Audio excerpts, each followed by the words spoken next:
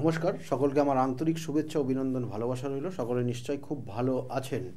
দেখুন, আমাদের গ্রহ নক্ষত্রে যে আমি বারবার বলি, প্রত্যেকটা গ্রহ নক্ষত্রের সঙ্গে কিন্তু আমাদের জীবনতন্ত্রের বিভিন্ন কানেকশন রয়েছে। সেই জন্য আমাদের গ্রহ নক্ষত্র অনুযায়ী যে 9টা গ্রহ রয়েছে এবং তার সঙ্গে সঙ্গে লগ্ন ভাব ধরলে কিন্তু এই প্রত্যেকটার সঙ্গে কিন্তু দশমহাবিদ্যার যে কানেকশন আমি বিগত দিনে আলোচনা করেছিলাম।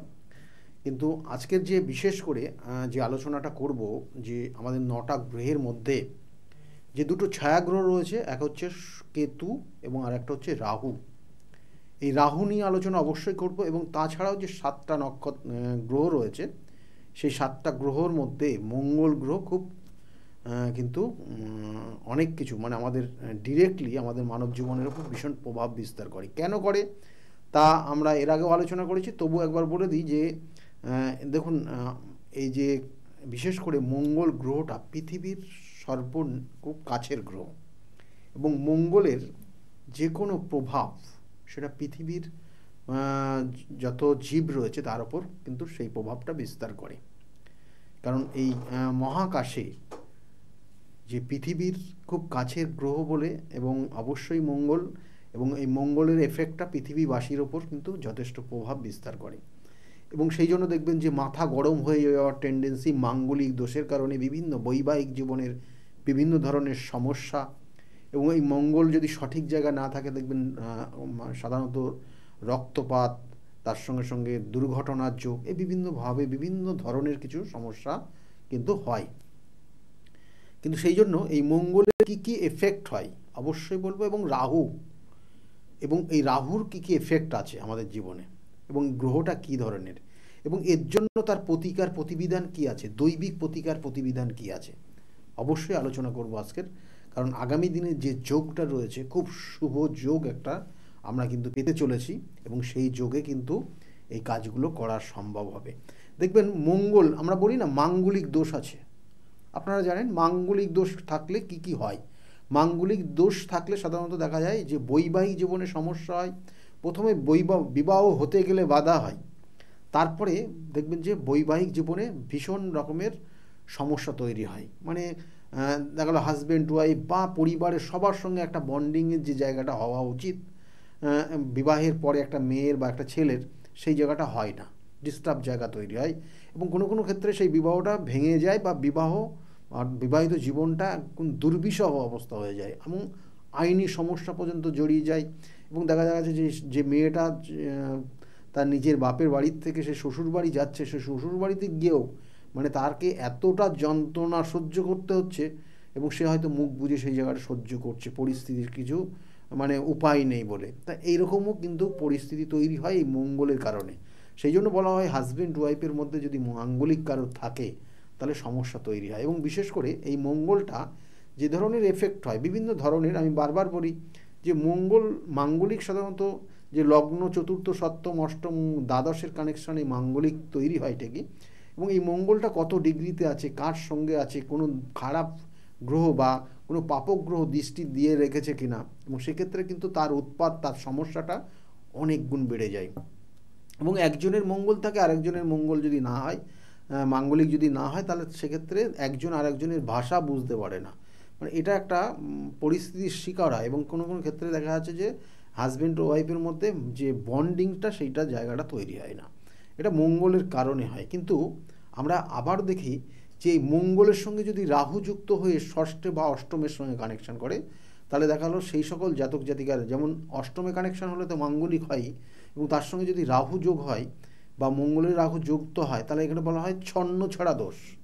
এবং এই ছন্ন ছাড়া দোষের কারণে দেখবেন যে অনেক জাতক জাতিকা জীবনে যে সঠিকভাবে যে প্রতিষ্ঠা পাওয়া বা কোনো কর্ম করে সফলতা পাওয়া সেগুলো পেতে পারে না, এবং তারা হট টেম্পার হয়, তাদের প্রচণ্ড মাথা গরম হয়, এবং তাদের ধৈর্য শক্তি খুব কম থাকে, এবং তাদের মধ্যে তাদের সবসময় জেদের ওপর তারা চলে।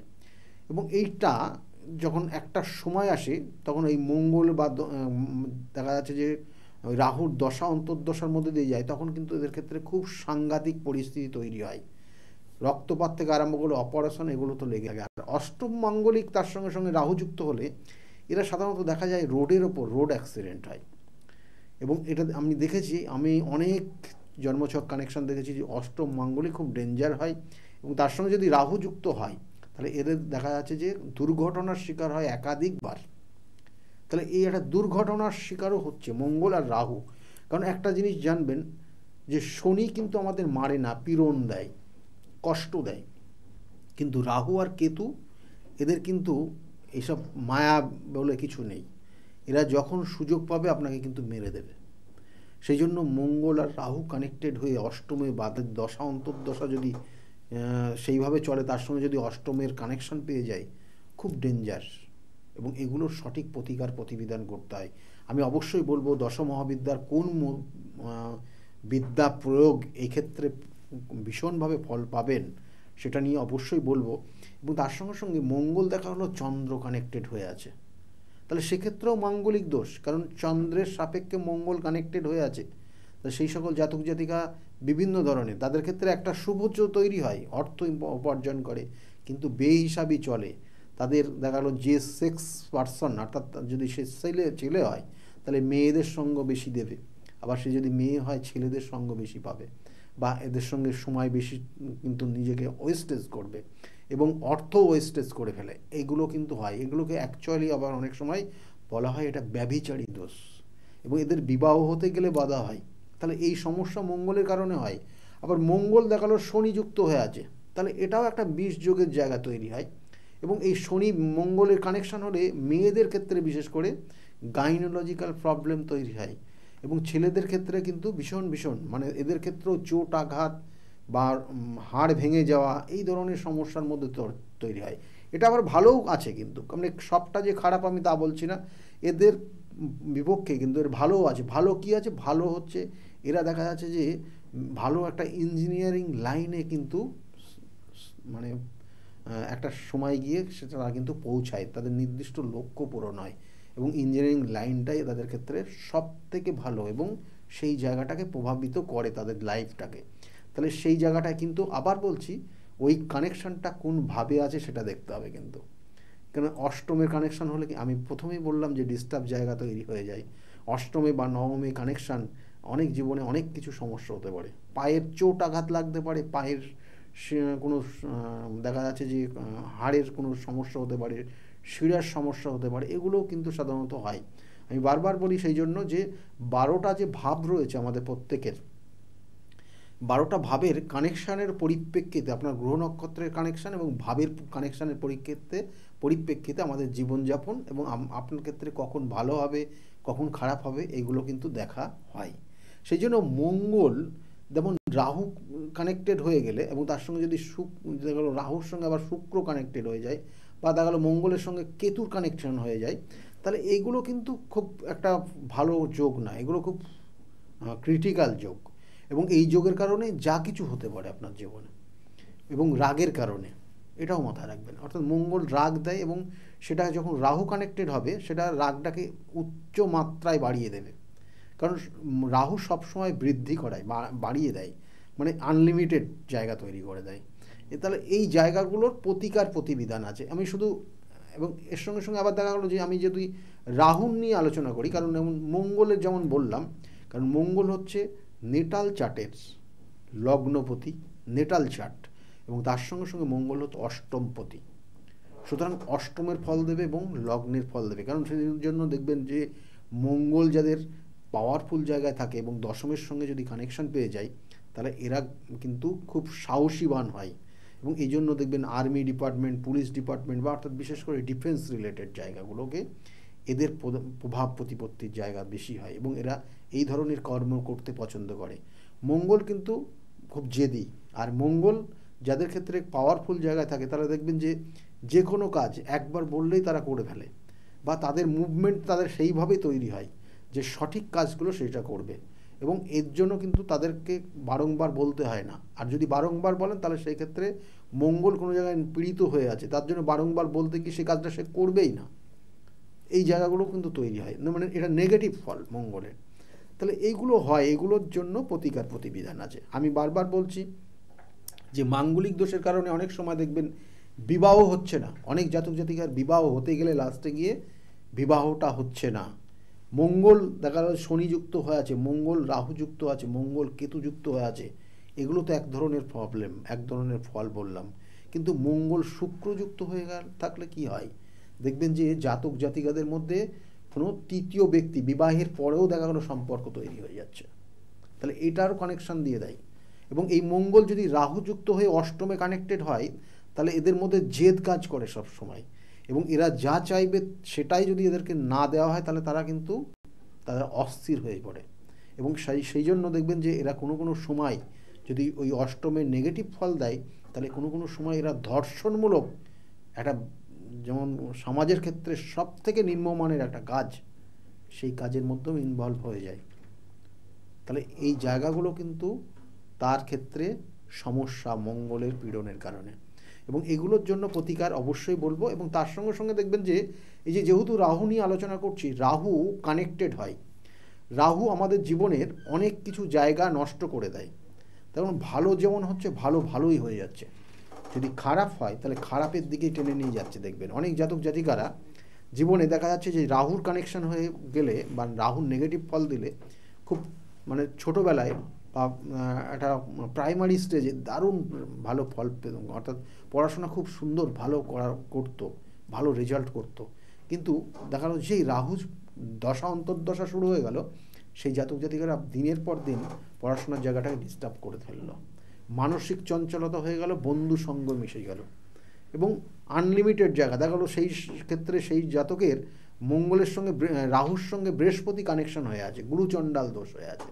সেক্ষেত্রে ওই জাতক জাতিকা কী করলো না, বাবা মায়ের কথা না শুনে সে নিজের মতো চলতে গিয়ে বারংবার নিজের সমস্যার মধ্যে ফেলে দিচ্ছে, পড়াশোনা তো হচ্ছেই না, পড়াশোনা মনেও রাখতে পারছে না, এরকম জায়গা তৈরি হয়। আবার রাহু দেখা গেলো চন্দ্রযুক্ত হয়ে গেছে এবং দ্বিতীয় কানেকশান পেয়েছে, তাহলে সেই সকল জায়গায় দেখবেন যে নেশায় আসক্ত হয়, নেশা আসক্ত হয়ে যায়, এবং এরা বন্ধু সঙ্গের কারণে নেশায় আসক্ত হয়ে যায়। চতুর্থ যদি রাহু কানেকশন হয়ে থাকে বা পঞ্চমে যদি রাহু কানেকশন হয়ে থাকে, তাহলে জানবেন, বা যদি কেতুর কানেকশানও হয়ে যায়, তাহলে এই সকল জাতক জাতিকার কী হয়, অসৎ বন্ধুর সঙ্গ দিয়ে নিজের নেশা ভানে আসক্ত হয়ে গিয়ে নিজের কেরিয়ারটা নষ্ট করে যায়, একদম ড্যামেজ করে ফেলে, এগুলো হয়। আবার এরাও দেখবেন যে অনেক সময় এমন কিছু বন্ধু বা এমন কিছু মানে সঙ্গদোষে তাদের মানে বাবা মায়ের কথার অবাধ্য হয়ে সে কিন্তু মানে অনেক বড় বড় চিন্তাভাবনা করে নেয় এবং খারাপ চিন্তাভাবনা করে নেয়, তাহলে এগুলোও হয়। আবার কোনো কোনো ক্ষেত্রে দেখা যাচ্ছে যে রাহুর সঙ্গে যুক্ত হয়ে আছে, শুক্র যুক্ত হয়ে আছে, এবং এরা সাধারণত দেখবেন প্রতারিত হয়। অনেক জাতক জাতিকা দেখবেন খুব ভালো, নো ডাউট ভালো, কিন্তু কারুর না কারুর দ্বারা সে প্রতারিত হচ্ছে দিনের পর দিন, তাকে কেউ ব্ল্যাকমেল করছে, এরকম হয়তো আপনি বুঝতে পারছেন বা আপনার সন্তান সেটা আপনাকে প্রকাশ করতে পারছে না, এইরকম জায়গাও কিন্তু অনেক ক্ষেত্রে দেখা যায় সেই রাহু এবং রাহুর সঙ্গে শুক্র কানেকশান। এবং আমি বারবার বলছি এগুলো কিন্তু প্রত্যেকটা ডিগ্রিগত কানেকশান এবং নক্ষত্রগত কানেকশানের উপর ডিপেন্ড করবে। আপনার আছে বলেই মানে আপনি এই জায়গাটায় সম্মুখীন হবেন তা না, কিন্তু সবার ক্ষেত্রে আমি বারবার বলছি, এবং এইগুলোর জন্যই উপযুক্ত প্রতিকার প্রতিবিধান রয়েছে। রাহু অনেক সময় দেখবেন যে অর্থ ইনকাম করছে, প্রচুর অর্থ ইনকাম করছেন, কিন্তু আপনি দেখা যাচ্ছে যে আপনি যা অর্থ রোজগার করেন আপনার পরিবারে কেউ করতে পারে না, বা আপনার ওই প্রতিবেশী এলাকায় কেউ করে না, কিন্তু আপনি অর্থটা বাড়িতে পর্যন্ত নিয়ে আসতে পারেন না, কারণ আপনার সব দেনাই মিটে যায়, কারণ আপনি আপনি অসৎ পথে চলেন, আপনি নেশায় আসক্ত হয়ে গেছেন, আপনি আপনার বিভিন্ন ধরনের নেশায় আসক্ত হয়ে গিয়ে আপনি আপনার অর্থটা সব ওখানে জমা ইনভেস্ট করে ফেলেছেন, বা ওইখানে সব দিয়ে দিচ্ছেন, বিলিয়ে দিচ্ছেন, পরিবারের হাতে আর আসছে না। এটাও কিন্তু রাহুর কারণে হয়। আবার এটা শুক্র যদি নেগেটিভ হয়, শুক্রের কারণেও হয়। সেই জন্য এদের জন্য সঠিক প্রতিকার প্রতিবিধান আছে অবশ্যই, এবং এই প্রতিকার প্রতিবিধান দৈবিক প্রতিকার রয়েছে, যেটা দশ মহাবিদ্যার প্রয়োগ, যেটা আগামী যে নির্দিষ্ট তিথি আসছে, যে নির্দিষ্ট তিথি অর্থাৎ এই শুক্লাপক্ষের চতুর্দশী তিথি, এই আগামী শুক্লাপক্ষের চতুর্দশী তিথি খুব গুরুত্বপূর্ণ তিথি, এবং এই গুরুত্বপূর্ণ তিথি যেটা অঘ্রাণ মাসের সেই অঘ্রাণ মাসের যে শুক্লাপক্ষের চতুর্দশী তিথি পড়বে সেটা হচ্ছে ওই মৌনী অমাবস্যার ঠিক আগের, অর্থাৎ আগামী 8 তারিখ এবং 9 তারিখ খুব গুরুত্বপূর্ণ, অর্থাৎ 8ই ফেব্রুয়ারি এবং 9ই ফেব্রুয়ারি। এই 8ই ফেব্রুয়ারি এটা এতটাই গুরুত্বপূর্ণ কারণ এই নির্দিষ্ট তিথিতেই এই যে দশ মহাবিদ্যার দুই দেবী, এক হচ্ছে ছিন্নমস্তা অর্থাৎ ষষ্ঠ দেবী, আর একজন হচ্ছে অষ্টম দেবী। অষ্টম যে দেবী হচ্ছে সে হচ্ছে বগলা দেবী। আর 9 তারিখ হচ্ছে মৌনী অমাবস্যার তিথি। এটা খুব জাগ্রত একটা তিথি, যে তিথিতে আপনাদের এই ধরনের সমস্যার কিন্তু নির্মূল করা সম্ভব। হয়তো আপনার ভালো একটা সুসম্পর্ক রয়েছে কিন্তু সে অন্য সম্পর্কে যুক্ত হয়েছে, অর্থাৎ ওই রাহুর কানেকশান, সে প্রচুর অর্থ ইনকাম করেছে, সে অর্থটা কোথাও না কোথাও ইনভেস্ট করে ফেলছে, সে কোথাও না কোথাও বিলিয়ে দিচ্ছে এবং তার চলাফেরা, তার লাইফস্টাইল ব্যভিচারীর দিকে নিয়ে যাচ্ছে দিনের পর দিন, এবং তার কারণে তার অর্থ, তার সম্পত্তি আস্তে আস্তে বিক্রির দিকে চলে যাচ্ছে, অর্থাৎ সব বিক্রি করতে হচ্ছে, অর্থাৎ পৈতৃক সম্পত্তিও চলে যাচ্ছে তার শুধু লাইফস্টাইলের কারণে। তাহলে সেগুলো সাধারণত দিয়ে থাকে ওই রাহু, এবং তার সঙ্গে সঙ্গে চন্দ্র কানেক্টেড হয়ে যাচ্ছে, বা কখনো কখনো শুক্র কানেকশান হয়ে যাচ্ছে। শুক্র সবসময় লাক্সারি জায়গাগুলো নিয়ে যায়, শুক্র বিউটি রিলেটেড জায়গা নিয়ে যায়, এবং এই শুক্র যদি নিচস্থ হয়ে যায় এবং তার সঙ্গে যদি রাহু যুক্ত হয় তাহলে দেখবেন যে এই সকল জাতক জাতিকারা কিন্তু মানে অর্থাৎ এখানে বলবো যে কোনো পর নারী আসক্ত হয়ে যায়, এবং যদি ছেলেদের ক্ষেত্রে হয়, এবং মেয়েদের ক্ষেত্রে ঠিক তার অপোজিটটা তৈরি হয়ে যায়।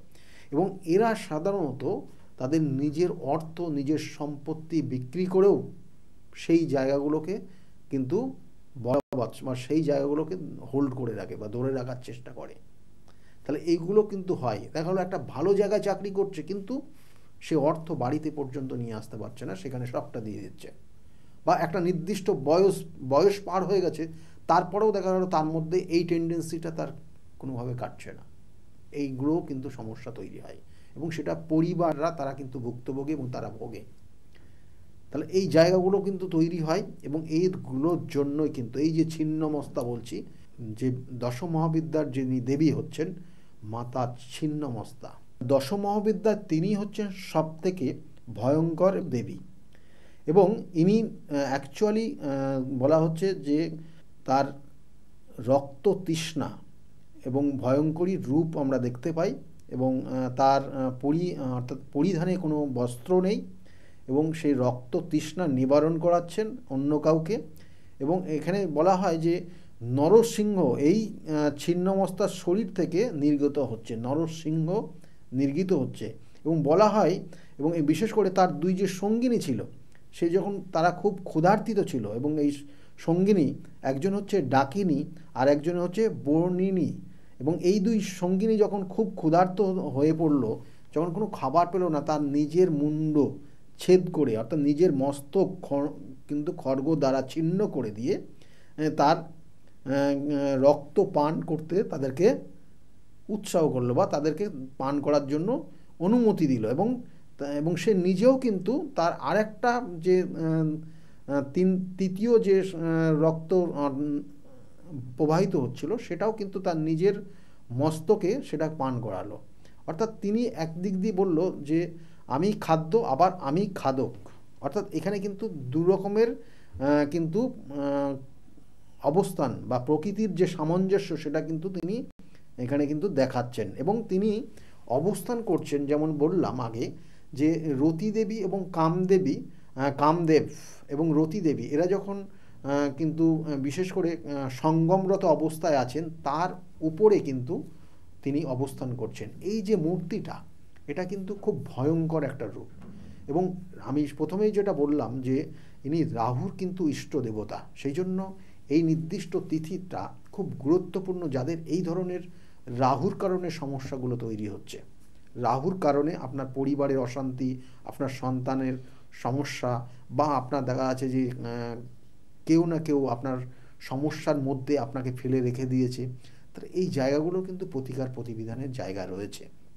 এবং নেক্সট যেটা বলবো যে বগলা মায়ের আবির্ভাব, অর্থাৎ এই বগলা মা কিন্তু অবশ্যই সেক্ষেত্রেও কিন্তু একটা খুব গুরুত্বপূর্ণ, কারণ মা বগলার যে আমরা রূপ পাই, এবং এই মা বগলারও কিন্তু আবির্ভাব এই নির্দিষ্ট, অর্থাৎ এই যে নির্দিষ্ট যেটা বললাম যে অঘ্রাণ মাসের শুক্লাপক্ষের চতুর্দশী তিথি, এবং তারপরের দিন হচ্ছে মৌনী অমাবস্যা, এবং এই মৌনী অমাবস্যার তিথিতে কিন্তু মা বগলারও কিন্তু আবির্ভাব দিবস রয়েছে।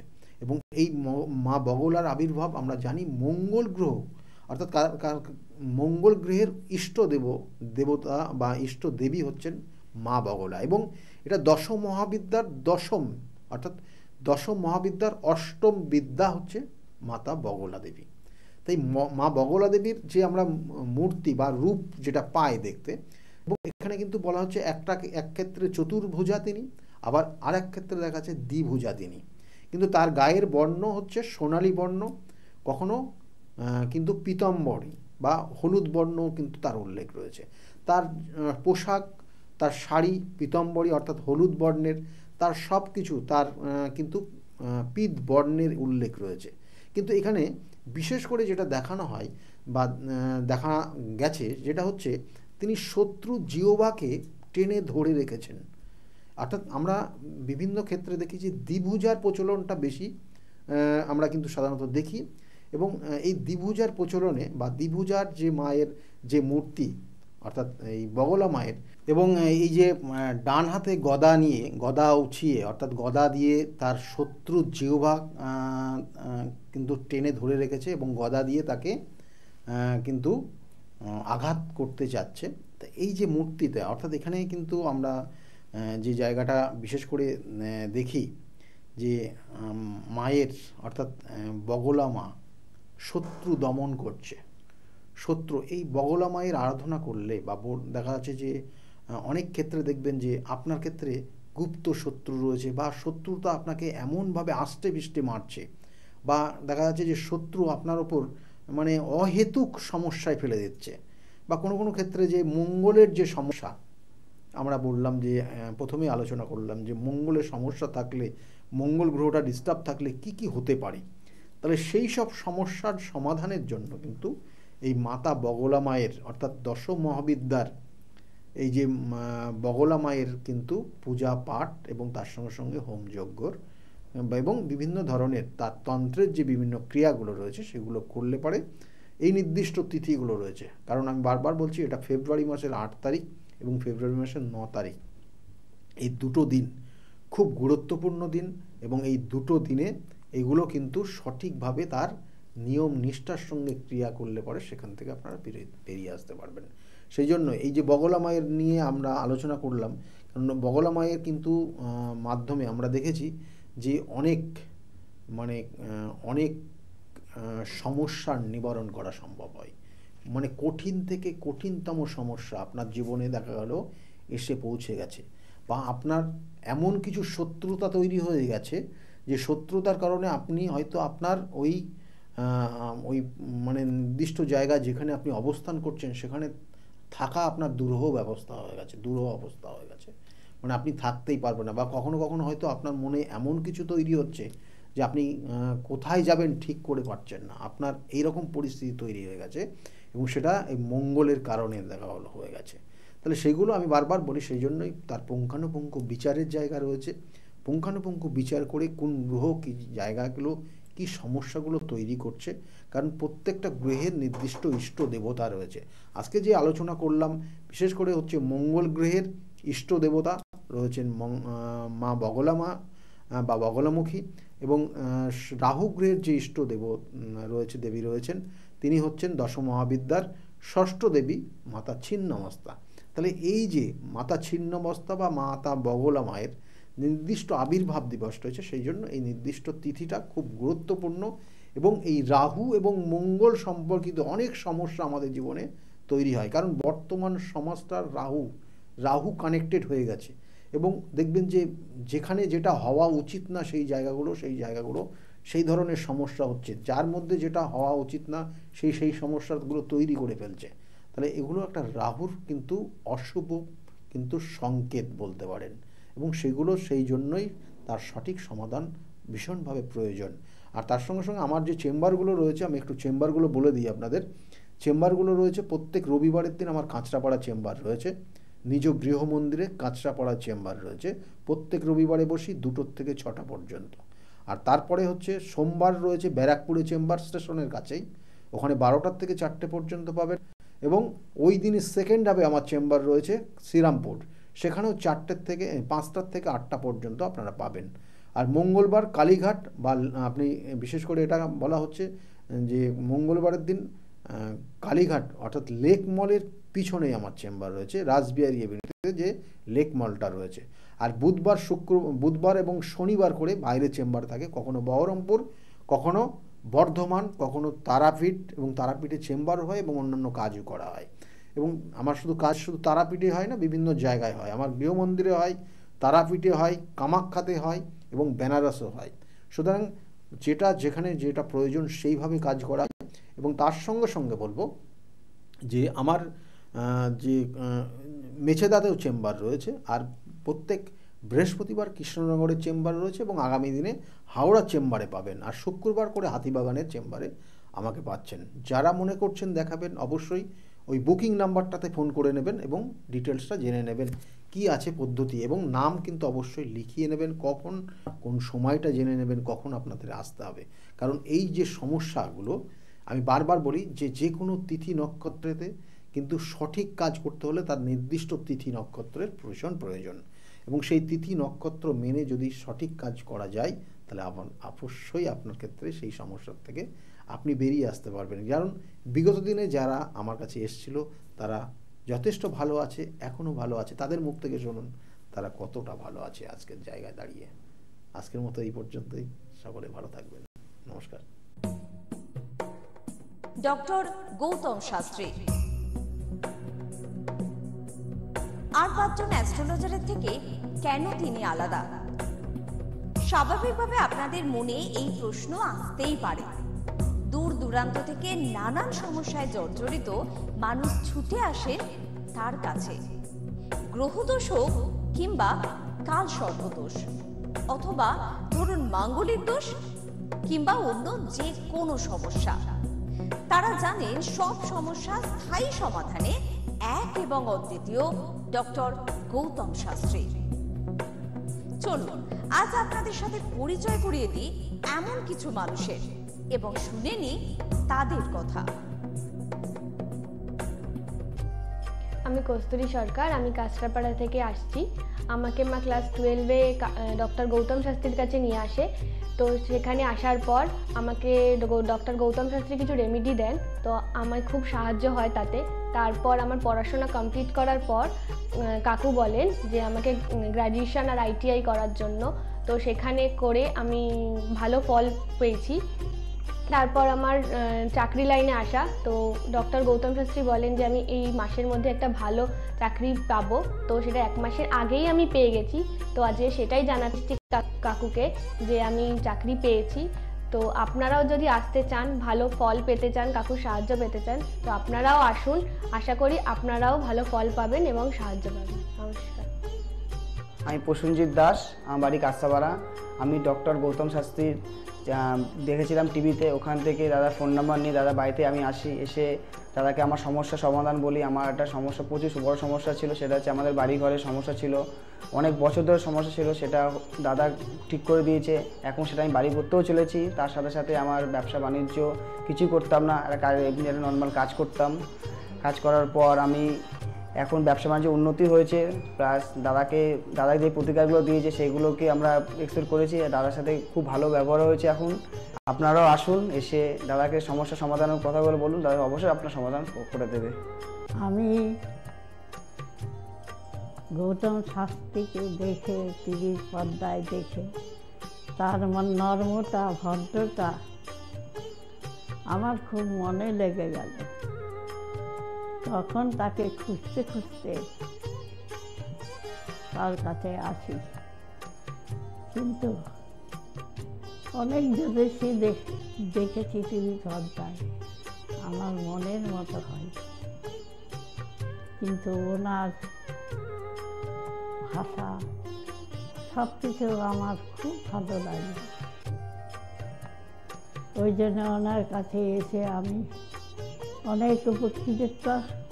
আমার দেহের এবং মনের শান্তি, অনেক কিছু আমার নিজের জনদের, ছেলে মেয়ে, নাতি নাতনিদের জন্যে অনেক সমস্যা উনি সমাধান করে দিয়েছে। আমার অন্তর থেকে তাকে আমার ভালোবাসা ও আশীর্বাদ তার মাথার উপরে। আমার জীবন নিয়ে আমি যতবার হসপিটালে গেছি ততবার আমাকে ফিরিয়ে নিয়ে এসছে। যখনই জানাতাম উনি ফোন ধরতে, সেই সমাধান আমাকে করে দিয়েছে।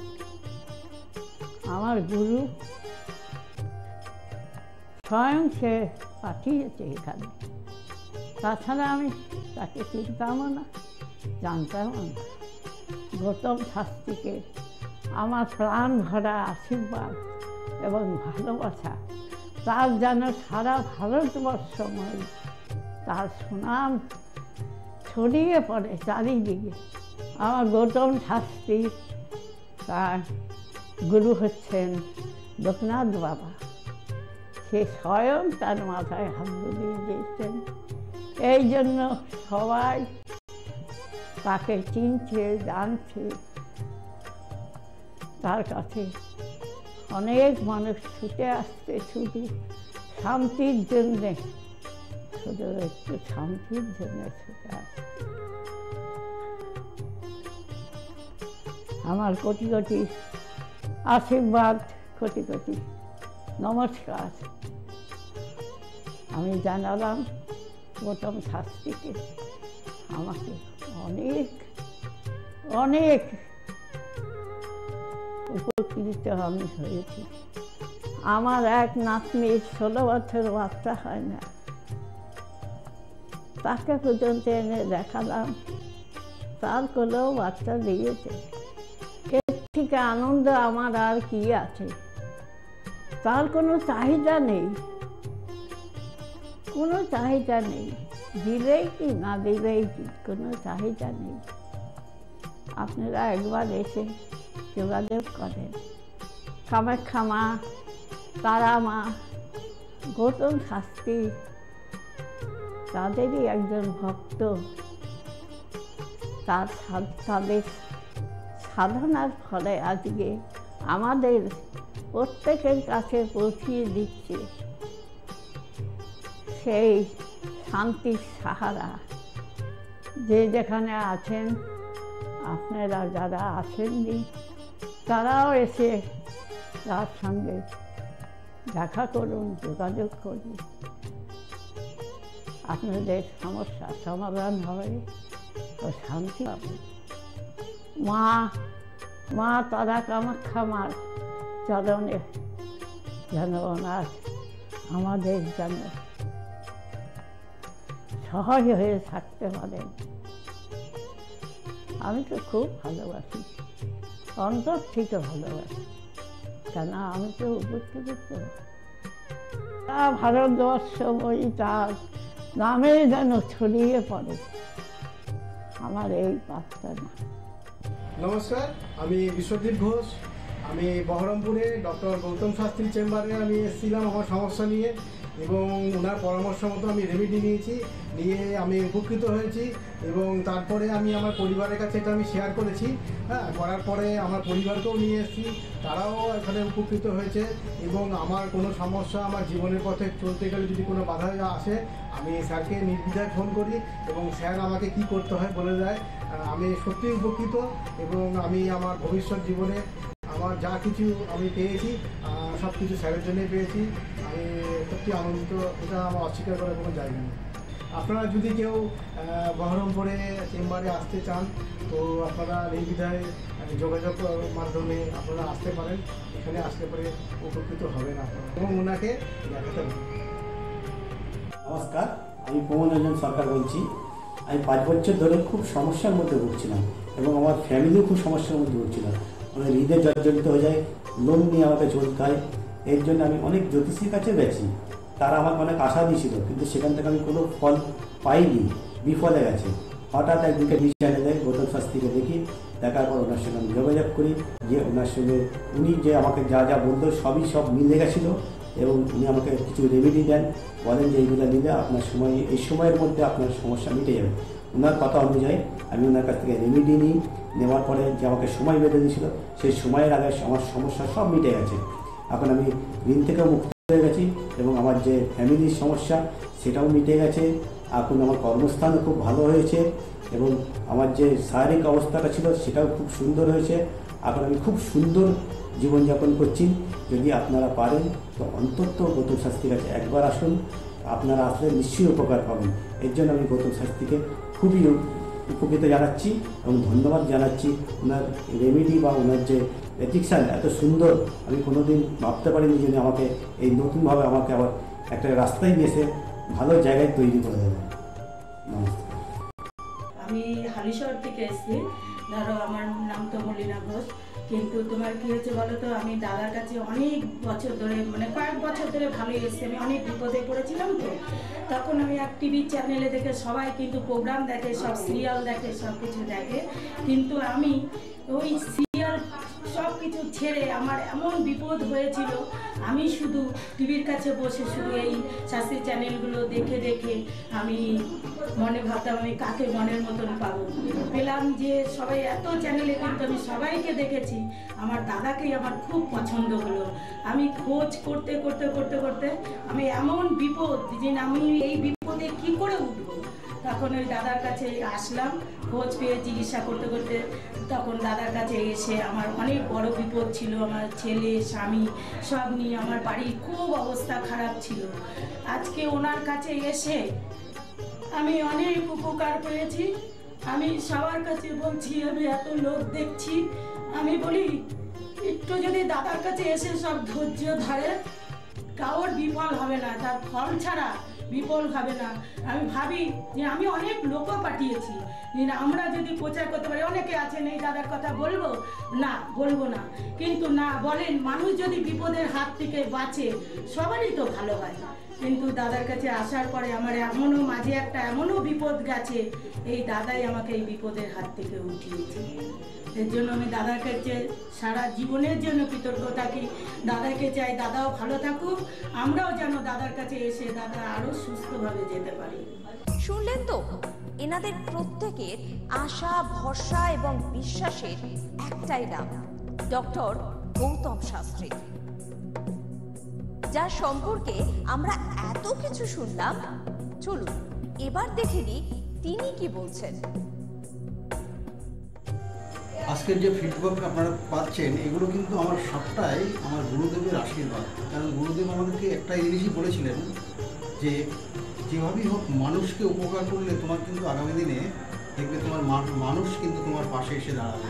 এবং সেইভাবেই আমি কিন্তু যেভাবে সকলের উপকার বা আমি যতটা কাজ করছি সকলে উপকৃত হচ্ছে, এবং এর জন্য আমিও কিন্তু খুব আনন্দ পাই যখন তারা বলে যে না দাদা, আমি আপনার এই কারণে এই জন্য এসেছিলাম, এই কাজটা আমি পেয়ে গেছি। সুতরাং আমিও চাই যে এইভাবে মানুষের পাশে থেকে মানুষকে সহযোগিতা করে মানুষকে আরও ভালো জায়গায় পৌঁছে দেওয়া। যাদের খুব দুঃখের মধ্যে, কষ্টের মধ্যে আছে, তাদেরকে কিছুটা গাইড করে তারা যদি আরও ভালো জায়গায় যেতে পারি এবং ভালো জায়গায় তাদেরকে যদি নিয়ে যেতে পারি, এটাই হচ্ছে আমার মেন উদ্দেশ্য। অর্থাৎ তারা যদি আরও ভালো জায়গায় যেতে পারে, সেখান থেকে যে আনন্দ উপভোগ করতে পারবো আমি, সেটা কিন্তু চিরস্থায়ী থেকে যাবে। তাহলে আর দেরি কেন, চটপট ফোন করুন 9836410969 অথবা 8335805241 এই নাম্বারে। শুধুমাত্র একটি ফোন, যা পাল্টে দিতে পারে আপনার গোটা জীবন। জ্যোতিষবিদ, বাস্তুবিদ, হস্তরেখা বিশারদ ও gold medalist doctor Gautam Shastri, এক এবং অদ্বিতীয়।